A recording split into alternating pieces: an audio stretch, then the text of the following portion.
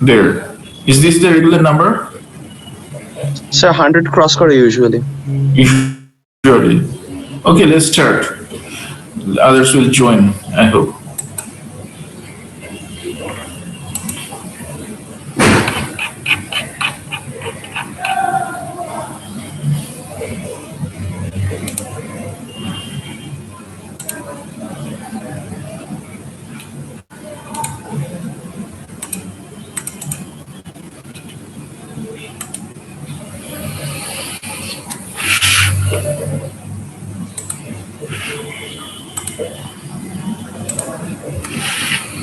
So we are at a stage now we can discuss about the head and neck.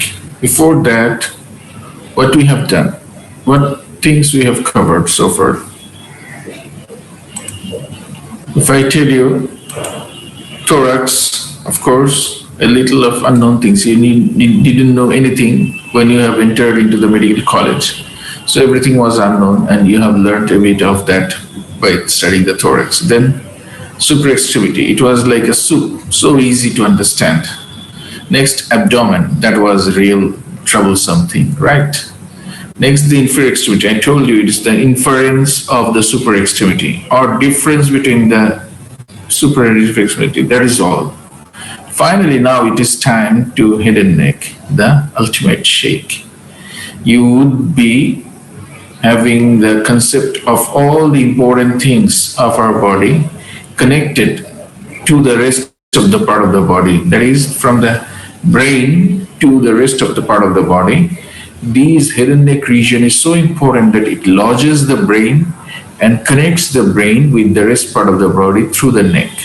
You see all the important structures, veins, arteries, nerves, particularly the nerves and the spinal cord and everything, the respiratory tract, the digestive tract, everything goes down through the neck.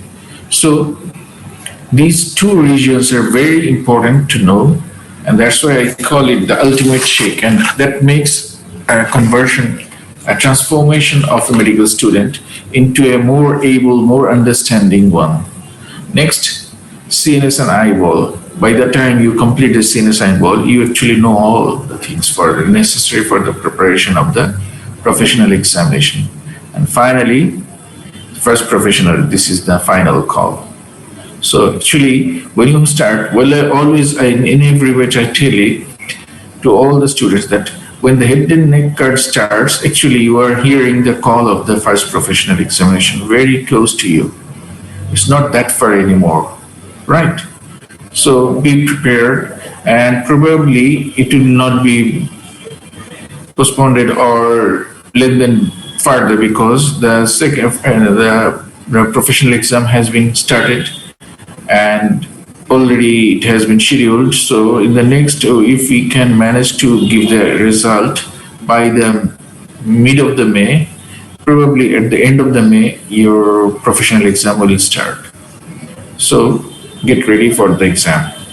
Let us start now what we are thinking about and we want to discuss about. This is that introductory remarks. We will be discussing about the introductory remarks of the head and neck, on the head and neck, then overall arrangement of the head and neck, skin, superficial fascia and deep fascia of the head and neck, and if possible, we'll be discussing about the triangles of the head and neck, right? So if possible, because these things, if we elaborate these, they will take time, but if possible, we'll be discussing about the triangles of the head and neck. So you can see three figures. One is from the doggy or monkey, and one is from man. And what does it denote? You see, this is the cranial part, and this is the facial part of a dog. This is the cranial part, and this is the facial part of a monkey. And this is the cranial part, and this is the facial part of a man. What differences or similarities you can see? You can see that here the nose is far away from the brain, and then the size of the brain is small. On the contrary, the jaws are very strong and big. Why? Because they are carnivorous and they had to eat the raw meat and raw food without cooking. They didn't know. Even the monkeys didn't know, but they have adopted the better things, they can eat many things, but the doggies or these carnivores are actually are having big jaws and nose far away. But in case of man, you see there's a tremendous improvement and enlargement of the brain. That's why it has occupied the most of the part of the cavity, and the nose is now not that much important. Why? Why the dog's nose is very important and human being's nose is not that much important? You may ask, would like to ask me, sir, nose is very important, right? Of course, it is very important because we smell through the nose, but not that much as the dog. Because in case of male, we are microsmic and the dogs are macrosmic. That means their drive for sexual behavior, their drive for food, right? That's why they are macrosmic. And that's why the most part of the brain that is called rhinencephalon, you'll study it when you study the hidden CNS and eyeball. The part of the brain that is called rhinencephalon, rhino means nose. So that rhinencephalon is enlarged and they actually take the decisions on the basis of their smell. They smell, their sexual behavior, their food behaviors are maintained. But in case of man, it's not like that. We are not driven only by the smell. Though some ads show that you spray perfume and all the girls are running behind you.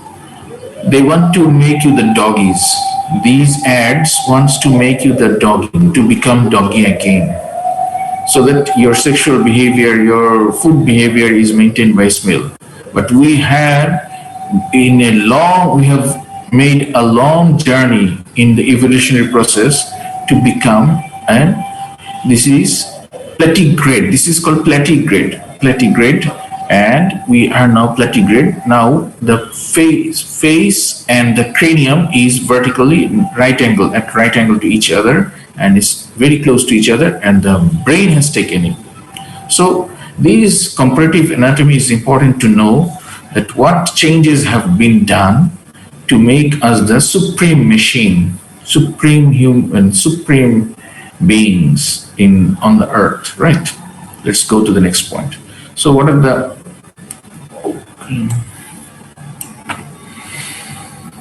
the structures and what are the anatomical points in the middle part of the median plan of the neck, median line of the neck?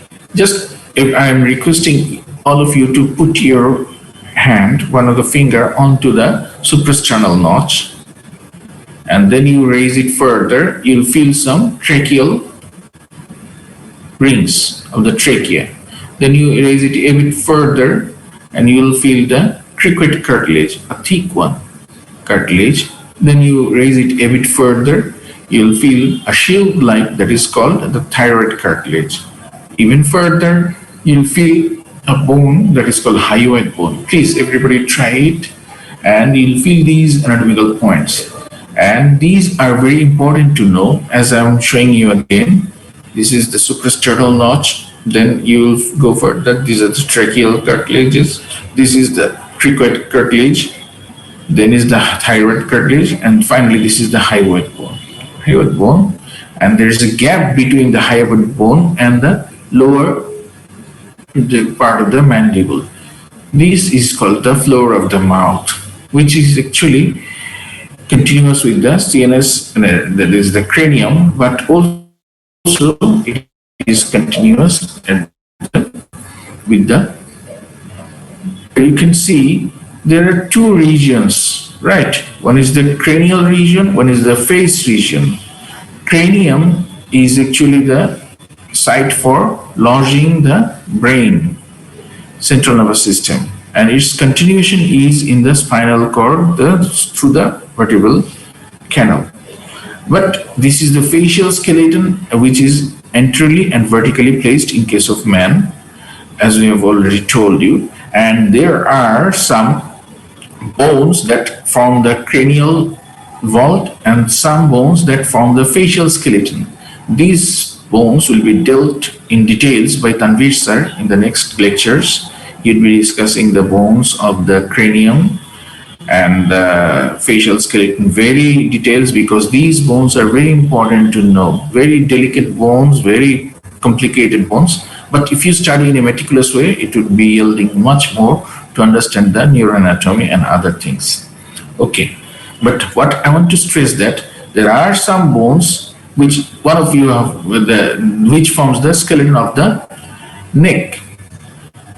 There are some bones you can easily understand those 7 bones. That is the cervical vertebrae. There are 7 cervical vertebrae that forms the skeleton of the neck actually. But don't forget about the hyoid bone. Don't forget about the hyoid bone. Please study this hyoid bone, because many muscles will be attached to this bone, and that's why suprahyoid muscles, infrahyoid muscles, these are very important to know, and the functionality of the hyoid bone. So, though we don't usually discuss about when we discuss about the bones forming the neck region, we usually tell about the 7 cervical vertebrae, but we don't mention the hyoid bone. That should be mentioned. Or again, some other muscle bones are there which are actually not part of the head and neck, like the clavicle, like the sternum, the first 2 ribs, the scapulae. Why these should be studied or recapitulated during the study of head and neck? Because you'll see that many muscles of the head and neck region will be either originated or inserted into these bones. The sternum, the mandibular sternum particularly, the clavicle, the 2 upper ribs, and the scapula. So if we want to have a comprehensive understanding of the muscles of the head and neck and the arrangement of the head and neck, we must have a clear vision and understanding of those bones that you have already studied. I know it. So this is in short about the structural skeleton of the head and neck. But what is the region that should be called head, and what region should be called the neck? Can anyone tell me, please? Is there a demarcation between head and neck? Can anyone tell me? Sir, hyoid bone. Oh, very good. Hyoid bone. Anything else you want to add? Vertebra. Which vertebra? Cervical 7. Okay, very good. Which point of that vertebra? The most prominent point we see on the neck. Is the Spine of the 7th cervical vertebra. very good. Very good. So if we tell it in this way, that anteriorly the upper limit of the neck is the level of the hyoid bone. You have rightly said that. And lower limit of the neck is the upper border of the mandibular sternum. As you can see from this figure, this is the upper border of the mandibular sternum, and this is the hyoid bone. So this is the anterior extension of the neck. Above that, it is the head. As I have told you, the gap between the hyoid bone and the mandible, the lower border of the mandible, is actually called the floor of the mouth, and that is goes to the cranium, not to the neck. That is goes to the head region conventionally, right? So neck starts entirely from the hyoid bone to the up to the upper border of the mandibular sternum. What about the posterior border? Posteriorly, the upper limit of the neck, the external occipital protuberance. You know these things. This is these, and the posterior side of the every one of us will find a big projection that is called external occipital protuberance to the mastoid process. This is the mastoid process. You see, this is the base, and this is behind the ear. This is the mastoid part of the temporal bone. You'll see, and that is called the mastoid process.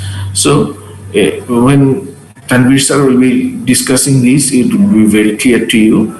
So have an idea that from external occipital protuberance to the mastoid process, this is the upper limit. From external occipital process, somewhere here would be the mastoid process, and these joins to form the upper limit of the neck, and the lower limit of the leg, as I've rightly mentioned, of the 7th cervical vertebrae.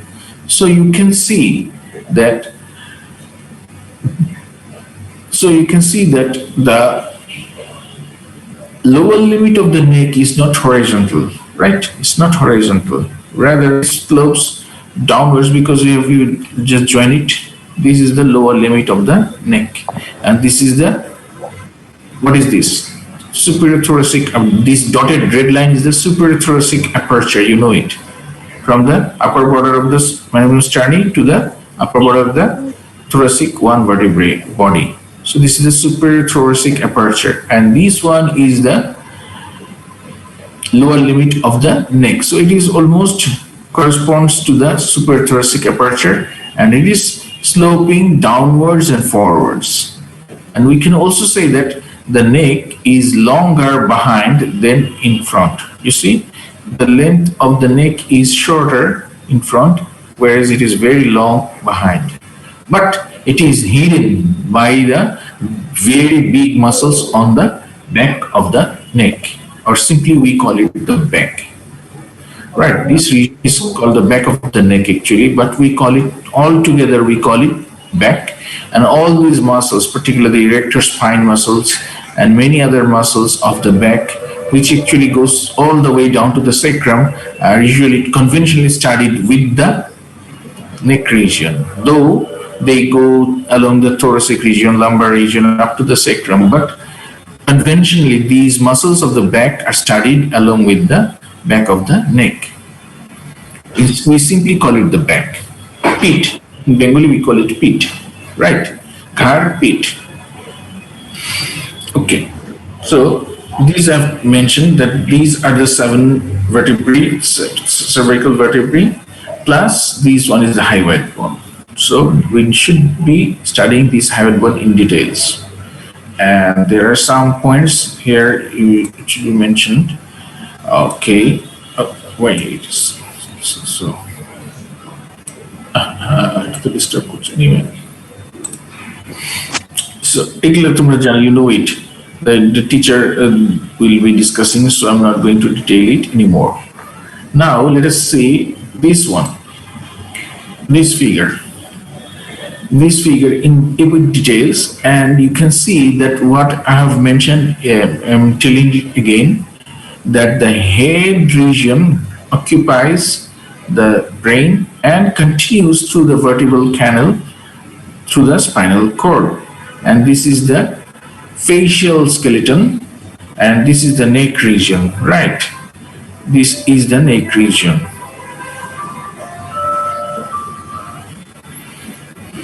Okay, so same thing here shown, but in coronal section. You know what is coronal section, right?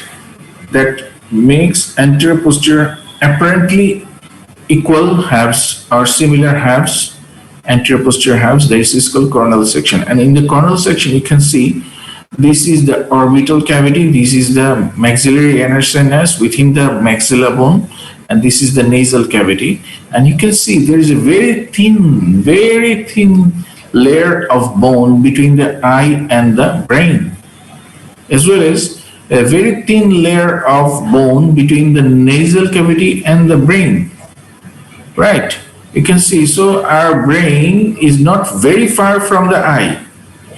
Our brain is not very far from, even from the nose, but we don't feel it. We think your brain is very far away from everything because we don't actually have no direct connection or direct approach to the brain. That's why it remains very remote, but actually it's not like that. So the study of these bones, the general arrangement is very important, particularly for the ENT surgeons, ear, nose and throat, that is the otolaryngologists, because if they do any mistake, they will be harming or damaging the brain. So this figure gives us the idea about how close the brain is to the eye, how close is the brain to the nose. Okay. And this is the oral cavity, and we'll be studying in details about these things later. But everything is very complicated if we don't categorize it, right? I tell you always that categorize and group the answers so that you can answer the properly. Similarly, we would try to divide these head region into some head portion into some regions. Starting from here, this is the frontal region, which is actually we call it the forehead region. Then it's the if it is the fair hairline, that is the parietal region. These names are actually with the frontal bone, parietal bone, temporal bone, occipital bone. These are the bones: frontal bone, parietal bone, temporal bone, and behind the occipital bone. And the regions are named according to that. But some regions are like the parotid regions are not named according to the bones. Rather, it is named according to the Gland. structures that are covering the gland. This is the just in front of the ear. We know this is the parotid gland's location, so this is called the parotid. This is the buccal region, the cheek, and this is the oral region, and this is the mental region, and nasal region, orbital region. So you can understand. One thing is the zygomatic region, zygomatic bone, and you will see, you can see and compare these two figures, but you can see some more names like asterion, pterion, glabella, lambda, inion. These are some names and very important anatomical points to know, and the importance, like this pterion. It's very common question, what is the clinical importance of the pterion? You'll study it. This is the lambda, this is the nasion, this is the asterion, this is inion. These are the some Greek names, but you have to understand these points. So I've given the figure, and when you study the bones in details, you will know these points, and very important to know these things. And we divide these regions so that we can directly approach the deeper structures there. It's not just to, we are not dividing these regions for just that these regions will give us the names and we'll be using their names. Rather, these are very much related to some very important structures, which will be revealed in the next classes. Okay, so but for discussion with other colleagues and for comparison communication, we have given these names. Now you can see this is the overall arrangement of the head and neck. If we start with overall arrangement, you can see there are some tubes, some blood vessels, some glands, some nerves, and some other structures. And if we tell that these tubes are actually three, or compartments of the neck is actually three. Okay, before that, we can say that the neck region is divided into four regions. The anterior median part, we have discussed about the head region. What about the neck region? The neck region is again divided into four regions, though it's not shown here. I tell you, these are two laterals, right and left lateral neck regions, anterior part or median part, and posterior part, that is called nuchum or nuca, or the back, simply the back. So this is the back region, this is the anterior median region, this is the right lateral, and that opposite one is the left lateral. These are the four regions in the neck, and these are the regions in the head, right? So you can see there's these neck region is again divided into three compartments: anterior or visceral compartment, which lodges the respiratory tract and digestive tract, and the lateral compartments or vascular compartments, which contains the blood vessels, that'll tell you, and the posterior compartment or vertebral compartment, which is, so we can divide the neck region into major three compartments: anterior visceral compartment, two lateral compartments, and one posterior compartment. So this is very simplified idea, very simplified cross section. We have to go a bit further.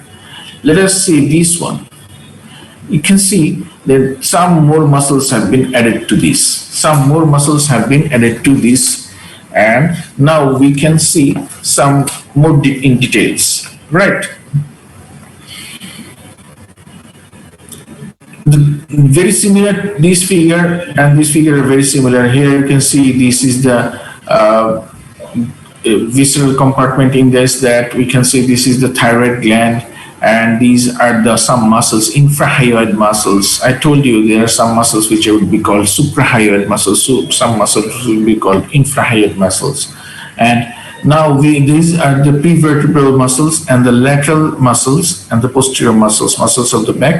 And what you can see is this one ligamentum nuchae, which is a very strong ligament and extending from the C7 spinal spine to the external occipital protuberance. It forms a very strong support for the neck. And any injury to this ligament would be causing damage to the structures there. So now let us go a bit further. This is our target to reach. This is our target to reach, to know the individual muscles of the neck. Do you feel it very complicated? It's not like that. Huh? Complicated. It's complicated. Yes, I think. Sometimes, yeah, but sometimes at least you have to draw this one, because I have seen in one question of the professional, you draw and level the cross section of the neck at the level of the cervical 7th vertebral spine. So if you draw these, it would be not yielding full marks, because you have just made the back of the muscles, but you have not mentioned the names. So that's why you must know this one. If you draw this one, maybe you would be not detailing this much because you can show the spinal cord, but you have to draw these groups in short. And this is one question, full mark, drawing level. The muscles of the neck, the cross section of the neck at the level of the C7. It's not from the MPhil question. This was one single time. Maybe it has come in the professional exam. So you must be able to understand and draw this figure. Before going to this figure, let's discuss about some other things that would help us to understand. I'll be coming back to this figure. I'll be coming back to this figure. Before that, we'll be discussing a bit smaller and easier things first. Skin of the head and neck. Skin is very thin and it is always under tension and very important. These are the Langer's line. You know it. Langer's line. What is Langer's line? Lines that coincide with the cosmetic surgical operations. এই বরাবর sir হচ্ছে ইনসিশনস করলে minimum amount of wound and healing wound and scars হবে এবং maximum amount of healing হবে. Right. But it is actually, it is corresponds with the dermo-epidermal junction and the tension. That's why these are called tension lines also. So these are very absolutely correct, that if I make a scar like this or cut the skin like this, it would be causing a very ugly scar. But if I can manage to make my incision along these lines or at least parallel to these lines, it would not be causing that much ugly scar. So the face is very important from the cosmetic purpose, right? From the cosmetic point of view, right? So if I make an ugly scar, maybe if she is an actress or he is an actor, you'd be saving you a huge amount of money. And that's why it's very important to know the Langer's lines. Sir, I have a question, sir. Yes, please. Sir, Langer's line কি collagen fibre অথবা ওই টাইপের কিছু ওরিয়েন্টেশনের জন্য হয়? হ্যাঁ, ওইটাই তো বললাম, ডার্মোপেডিবাল জাংশনে যে টেনশন হয় due to the collagen fibre, যেটা তুমি বলেছো ওইটার জন্যই হয়। কিন্তু এটার ইমপ্লিকেশনটা কি সেটা আমি বললাম। হ্যাঁ, ওই যে এপিডার্মিসের জাংশনে যেগুলো হয় না, ওইখানে ডার্মিসের এটা ড্র্যাগিং করে, তো এক্সেসিভ ড্র্যাগিং এর জন্যই হয়। আচ্ছা, এখন আসলে যেটা বলছিলাম যে Langer's line to Gillo is very important, and they see it's not always parallel or horizontal. Sometimes it is curved, but as a plastic surgeon, cosmetic purpose, you must know these lines. Okay. Next, come to the nerve supply, cutaneous nerve supply, and you can see the head and neck region is getting the cutaneous supply from cervical 2, cervical 3, and cervical 4. Not from cervical 1, because no cutaneous branch of cervical 1. So you will not get any cutaneous supply from the cervical one, from only 2, 3, 4. And in front of the, including the ear and also these parts and V1, V2, V3, that means trigeminal nerve, the cranial nerve 1, cranial nerve, and trigeminal has got 3 divisions, and these altogether supplies the facial region. So if I touch actually the forehead, I'm not using these cutaneous supply of the C2, C3, C4. Rather, I'm using the trigeminal nerves sensory supply. Nose, lips, everything up to this jaw is the region of the supply sensory is taken up by the trigeminal nerve, fifth cranial nerve. Right, ophthalmic, mandibular, maxillary, and mandibular division of the trigeminal nerve. So, in very interesting, quite interesting, that though it is the face, its supply is taken up by the trigeminal nerve, which is not actually spinal nerve. It's a cranial nerve directly, right? And what about the ventral rami of the C5, C6, C7, and T1, up to T1? They actually form the brachial plexus, so they will not also come to supply the neck region or head region. So this is in short about the supply of the cutaneous innervation of the head and neck region, that most of the part of the face is taken up by the trigeminal nerve, and the rest part of the cranium and the neck is taken up by the cervical 2, 3, 4, but there is no cutaneous branch of the cervical 1. Next comes to the superficial fascia.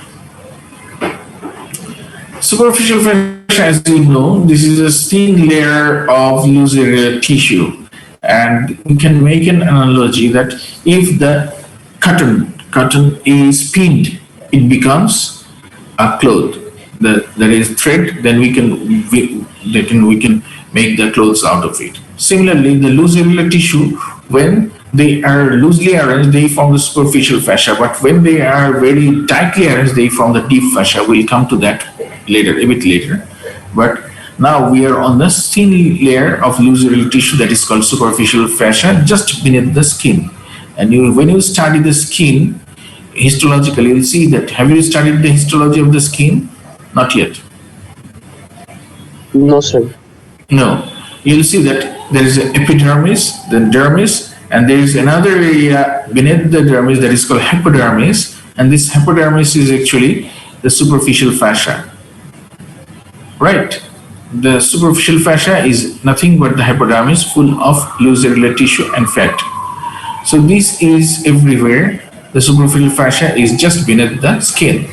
And this is simply a thin layer of this loose area tissue, but it contains the very important, very interesting muscle. This is platysma muscle, a skeletal muscle, very superficial muscle. And the cutaneous nerves and superficial veins and superficial lymphatic lymph nodes. And all these 3 things lies beneath the platysma muscle. That is one important thing to know. That platysma muscle is a skeletal muscle which is within the thin layer of the superficial fascia, but these cutaneous nerves, superficial veins, and superficial lymphatic lymph nodes are actually beneath the platysma muscle, right? Or they lie deep to the platysma muscle. So what is platysma muscle? It is a long muscle, and it is usually shown in the figures like this. So we have an idea that it's a muscle, slender muscle, and we call it is panniculus carnosus, morphological remnants of the panniculus carnosus. Have you seen the cows moving their body when a fly sits on its back? It can move its body, right? And the fly goes away. To remove the fly, the cow or the ox, these kind of animals can move their skin. That is called the function of the panniculus carnosus. We have the platysma muscle, but it is a morphological remnant, and it is not that much active as it is in case of a cow, but it is there. Only part, that is the panniculus carnosus, is the platysma muscle, and it is developed from the second branchial arch. You have not yet studied the branchial arches, the first, second, third, fourth, fifth branchial arches. So it is the derivative of the second branchial arch.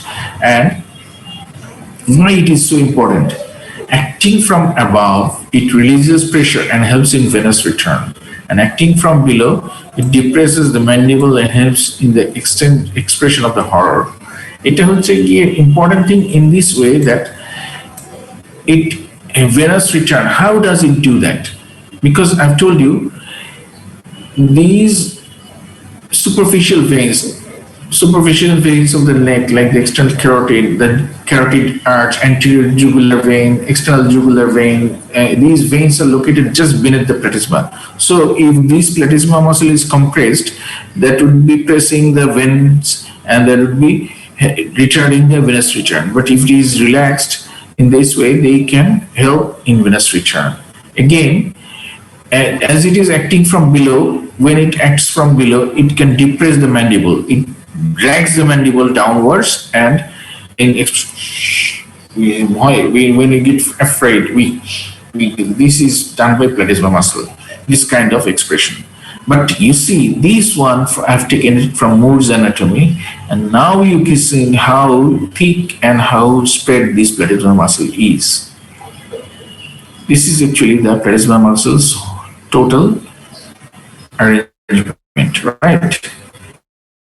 So if you see this figure, you will never be able to understand the actual distribution of the platysma muscle, which is within the superficial fascia, and the deep fascia lies beneath it, right?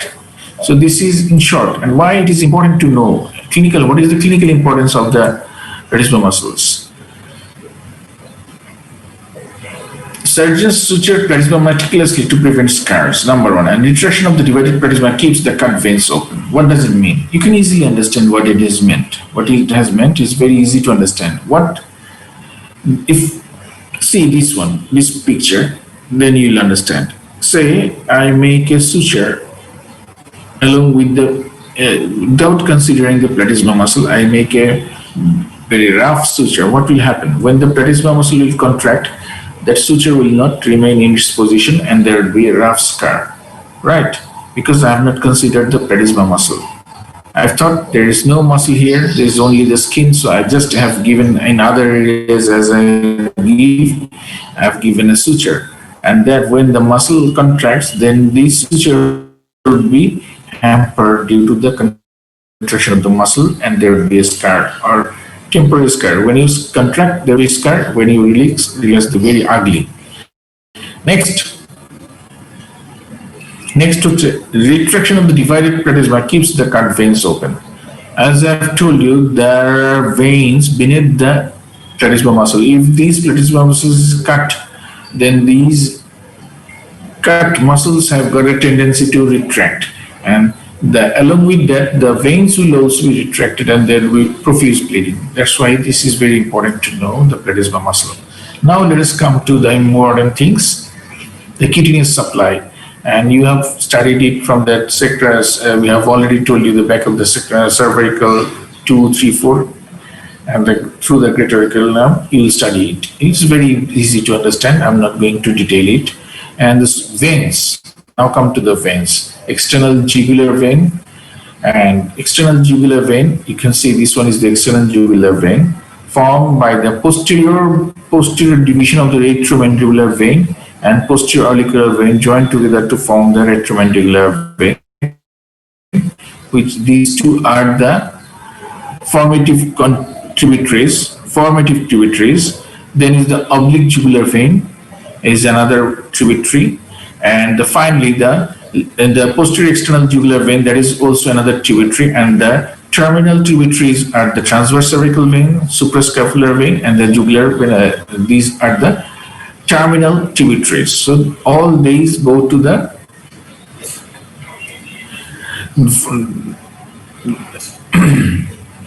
now come to the point that this is one side of the external jugular vein, and these go to the another side and joins by the anterojugulous venous arch, which is located in the suprasternal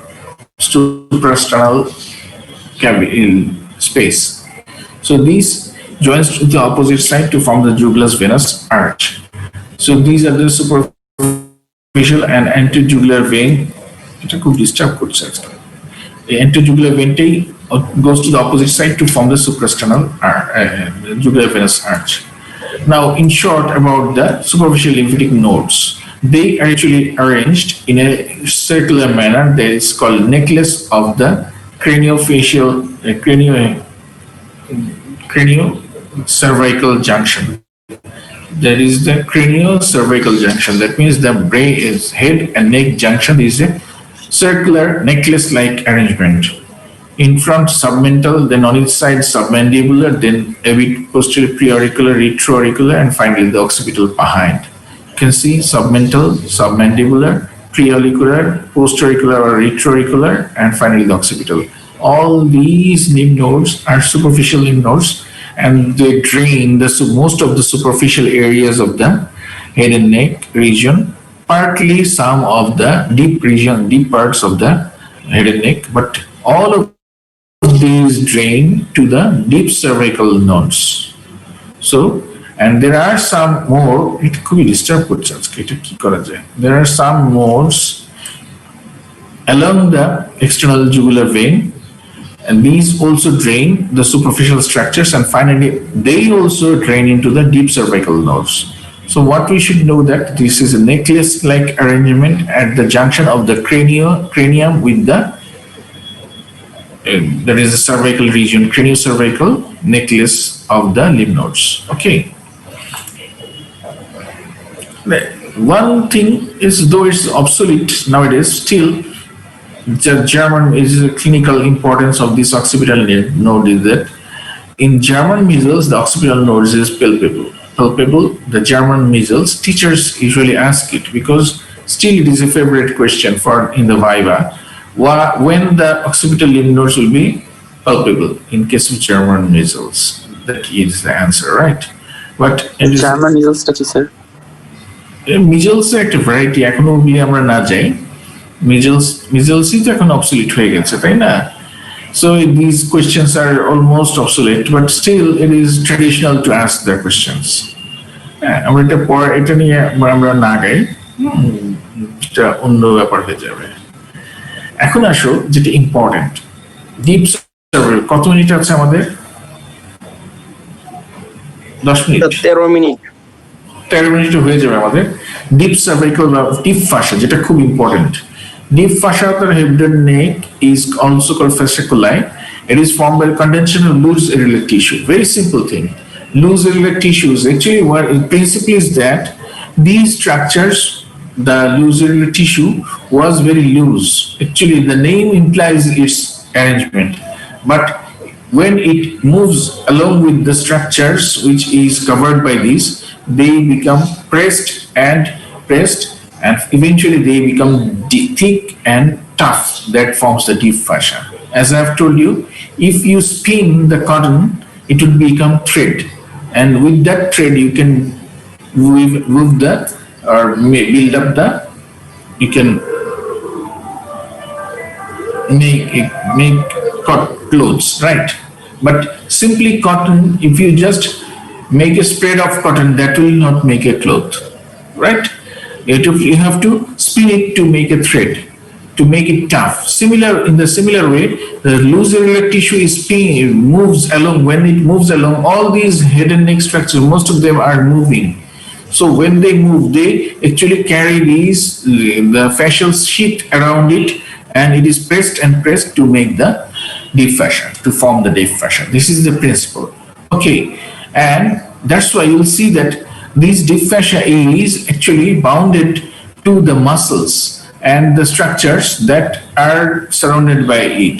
I'll show you that the boundaries of this deep fascia corresponds with the corresponding region's muscle, because these muscles are moving and they attach to those muscles to become continuous with these structures and to help a conduit. What conduit?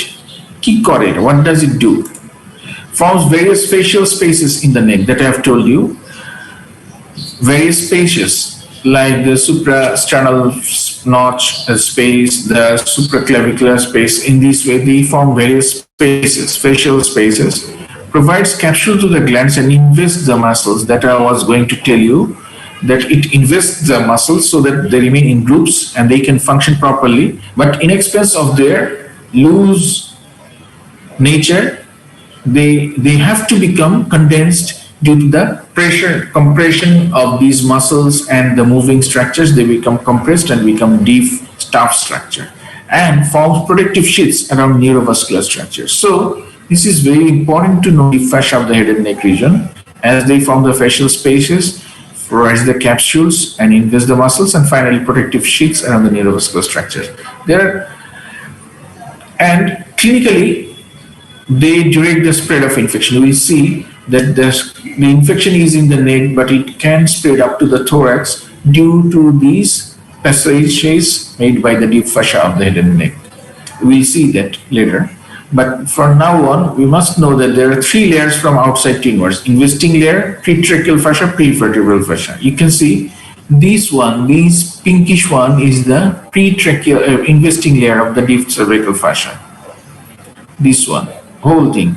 And this is the pretracheal, because this is the trachea and this is the esophagus. So the pretracheal, as it is lies, this greenish one is called the pretracheal fascia, and it is the prevertebral fascia. And this one is the carotid sheath, which is a derivative of the deep cervical fascia. So in short, we can see there are three layers: the investing layer, the pretracheal layer, prevertebral layer, and this carotid sheath is a derivative of the also the buccopharyngeal fascia. These two are the derivatives of the deep cervical fascia. And customary, it is called the investing layer, encloses two muscles, forms two roof of the two triangles, encloses two glands, forms two fascial slings that are written in your book. So I'm not going to detail it. Just I'm telling you how it does so. See, these investing layer has split to enclose the sternocleidomastoid. This is the sternocleidomastoid muscle, a huge muscle, sternocleidomastoid muscle, and this is enclosed by then again they join to form a single layer. Then again they split to enclose another huge muscle, the trapezius. This is another huge muscle, the trapezius. So it is enclosing two muscles, forms the roof of two triangles. You will not understand the triangles as we have not yet mentioned. There are triangles. Regions of the neck is divided into anterior triangle, posterior triangle. Anterior triangle is again divided into four triangles: the digastric triangle, the mental triangle, the muscular triangles. So these are the triangles. Out of them, the anterior and posterior triangle, that means all the triangles are covered by the investing layer, the roof. It encloses two glands. We'll show you that how the two glands, submandibular gland and thyroid glands are enclosed, parotid glands are enclosed in it, and two facial slings. You'll study it later. Just have an idea. This is a rule of 4. That investing layer, sometimes it explains that explain the rule of 4 regarding the investing layer, and you have to mention these things. Okay, but now let us come to the point again. If we trace the investing layer horizontally and vertically, you'll find two. Horizontally means side to side, and vertically from above downwards. You can see the hyoid, above the hyoid bone, it has split to enclose the submandibular gland. This is the submandibular gland, and this is the investing layer of the deep cervical fascia. It has split to enclose the submandibular gland, and it has joined to the lower borders of the body of the mandible, and this again continues backwards and again splits. I have told you already, it encloses two glands. This is one gland, submandibular, and behind, just behind, it again splits to enclose the parotid gland. And the parotid gland, this is the superficial layer, which is very thick, and it is all called parotidomastoid fascia, which goes to the zygomatic arch. Zygomatic arch is arch here. This is the zygomatic arch. So it goes to the zygomatic arch, and the deep layer, as the stylomandibular ligament, goes to the tympanic plate. That means here in the, or external acoustic meatus. This is the external acoustic, the outer opening of the ear. This is called external acoustic meatus, and just beneath it is the tympanic plate and the styloid process. So this is the styloid process and tympanic plate. From here, just in front of the external opening of the ear, this is the, you will study it, all these things you will study it when you study the bones. So now it may be puzzling, you will feel puzzled, but when you study, this is a very simple thing. This is the tympanic plate and styloid process, from there to the mandible. So as it is coming from the styloid process to the mandible, this is called stylomandibular ligament, right? So these are the investing layer, which enclosing two glands, and how they enclose the two glands, it has been shown here. But what about the further extension? It goes downwards beneath the hyoid bone. It was from here to here that it has enclosed the submandibular gland, and from here to this region, it has enclosed the parotid gland. But what about, this is the horizontal distribution. What about the vertical distribution? It goes downwards and splits again to enclose a space, suprasternal space, and attaches to the anterior and posterior border of the body of the mandible, mandibular sterni, body of the mandibular sterni, to enclose a suprasternal area, space. And this space lodges very important things, the many muscles, the origin of the sternocleidomastoid muscle, superficial lymph nodes, and many other things. So this is the investing layer of the deep cervical fascia, right? Now you can see investing layer of the deep cervical fascia is not only above the mandibular sterni. Sorry, again I'm hurrying. That's why the mandibular sterni.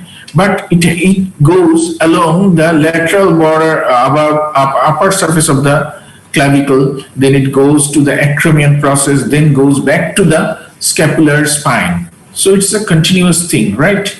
It is continuous thing below, and you can see it has attached to the scapular spine because trapezius muscle is attached there. So the muscles which are enclosed by it are also covered by it, and there it ends. At the attachment of those muscles, it ends up there. So that the investing layer, it has started from here, the sternocleidomastoid, you'll study it, and then the sternocleidomastoid, this one. If you rotate your face to one side, the opposite side muscle becomes stretched and elevated. This is the sternocleidomastoid, right? This is the sternocleidomastoid. We lift. This is the prominent muscle, is the very strong, is the sternocleidomastoid. So it has enclosed the sternocleidomastoid in front, and posteriorly it is enclosed the trapezius behind. And in between, it has gone from the base of the mandible to the sternum, then laterally to the clavicle, then to the acromion process, then back to the spine of the scapula. So you can understand it's a huge structure. And posteriorly, what happens?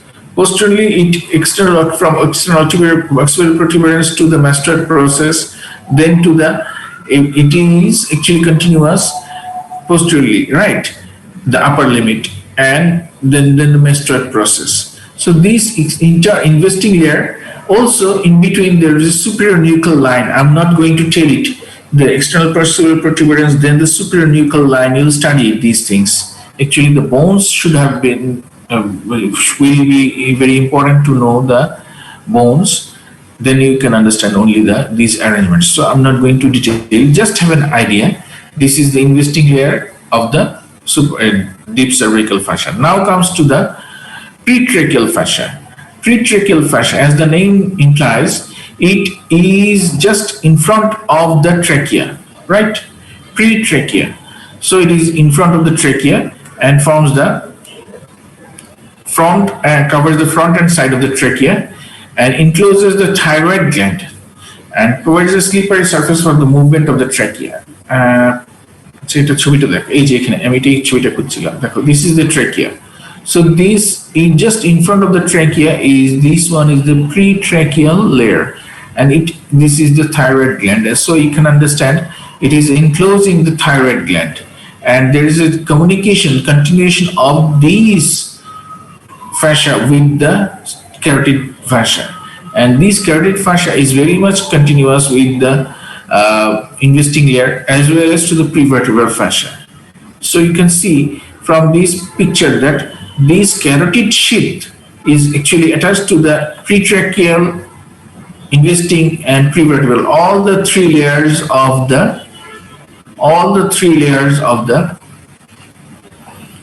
deep cervical fascia, right? So this is the pretracheal fascia, and now this is the prevertebral fascia.